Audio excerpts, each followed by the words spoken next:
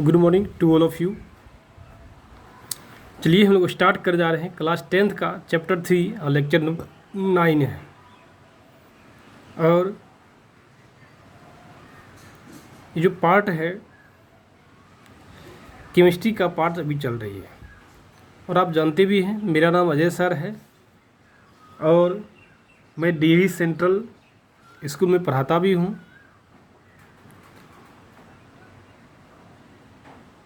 और हम लोग आज स्टार्ट करेंगे मेटल एंड नॉन मेटल का चैप्टर लेक्चर नंबर 9। क्या पढ़ेंगे? मेटल एंड नॉन मेटल का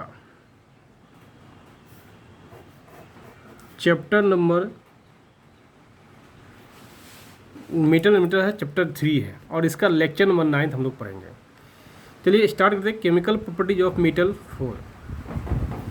ये reaction of metal with solution of other metal salt है। कहने की मीन्स क्या, कोई एक मेटल लिया है और दूसरा मेटल का साल्ट से रिएक्शन करवाया गया है। इसको जानने के पहले हम लोग को जानना पड़ेगा रिएक्टिविटी सीरीज ऑफ मेटल जो दिया हुआ है के। So potassium, sodium, calcium, magnesium, aluminium, zinc, chromium, iron, cadmium, copper, nickel, tin, PB, lead, hydrogen, copper, H G, AU, PT. जैसे से पोटासियम से आप दूर जाते हैं तो देखिए गौर सुनिएगा, जैसे जैसे आप पोटासियम से दूर जाते हैं रिएक्टिविटी सीरीज क्या होता है, धीरे धीरे घटते जाता है। देखिए पोटासियम से आयरन क्या है, दूर है, और पोटासियम से मैग्नीशियम भी दूर है लेकिन कम दूर है। तो आप कह सकते हैं मैग्नीशियम का जो रिएक्टिविटी जो है आयरन से ज़्यादा है। तो कहने की मीन्स क्या है, ये हम लोग का स्टार्टिंग पॉइंट है और ये हम लोग का क्या है, एंडिंग पॉइंट है। तो स्टार्टिंग पॉइंट पर जो है, स्टार्टिंग के नज़दीक जो है उसका रिएक्टिविटी ज़्यादा होगा और एंडिंग के नज़दीक जो है उसका रिएक्टिविटी बहुत ही कम होगा।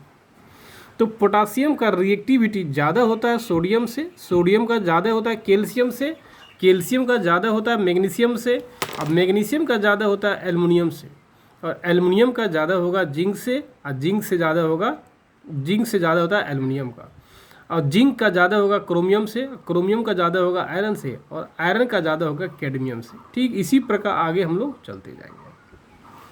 तो ये जो रिएक्टिविटी सीरीज है, रिएक्टिविटी इन डिक्रीजिंग ऑर्डर में सजाया हुआ है।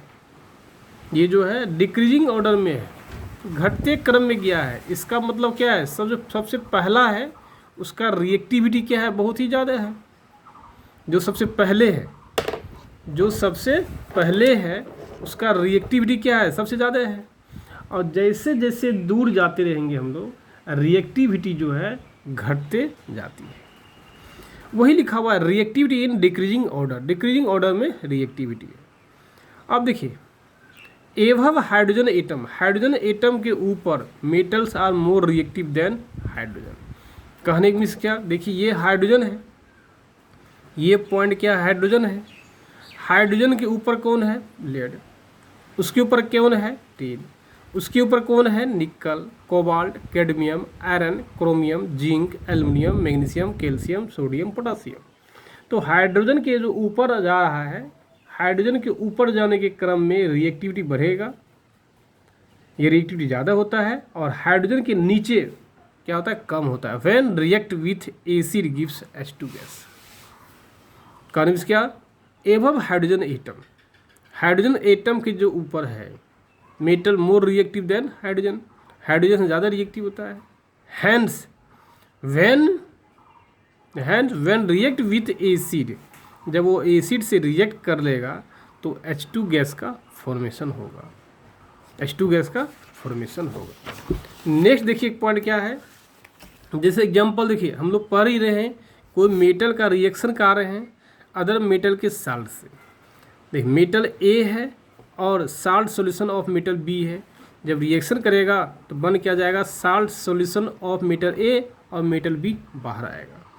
जैसे एग्जांपल देखिए क्या है, आयरन जो है कॉपर सल्फेट के साथ रिएक्शन कराया है। स्टार्टिंग में कॉपर सल्फेट का कलर कैसा होता है, लाइट ब्लू होता है, लाइट ब्लू होता है।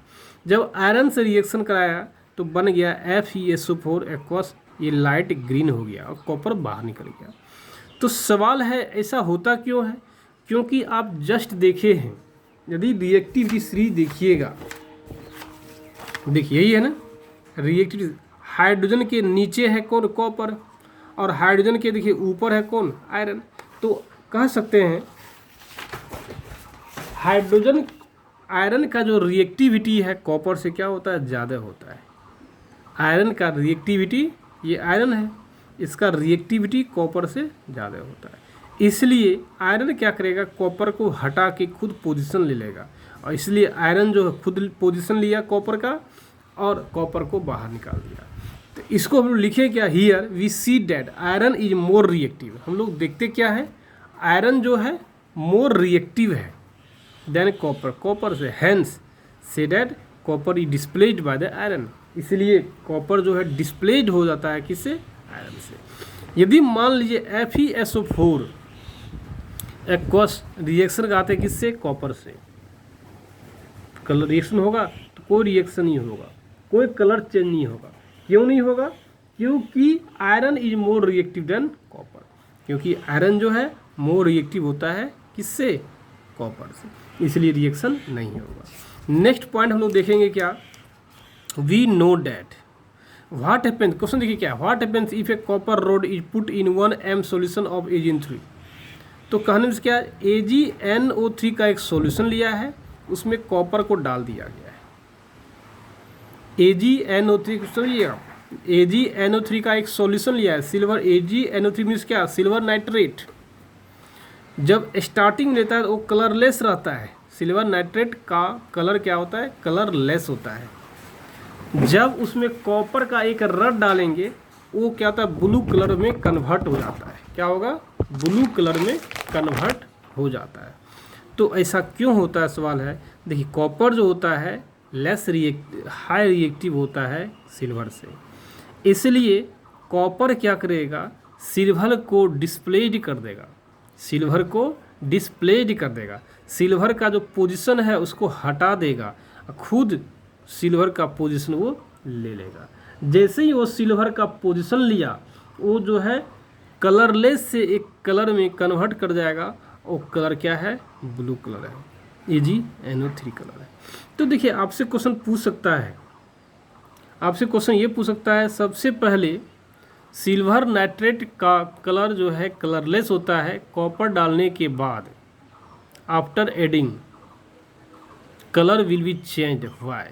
हम लोग बोल सकते हैं आसानी से, because copper is more reactive than silver, hence copper silver is displaced by the copper, due to this reason the colour will be changed colourless to blue, इसलिए कलर क्या होता है, बदल जाता है। यही था आपका पार्ट। देखिए अभी तक हम लोग जितना पढ़े हैं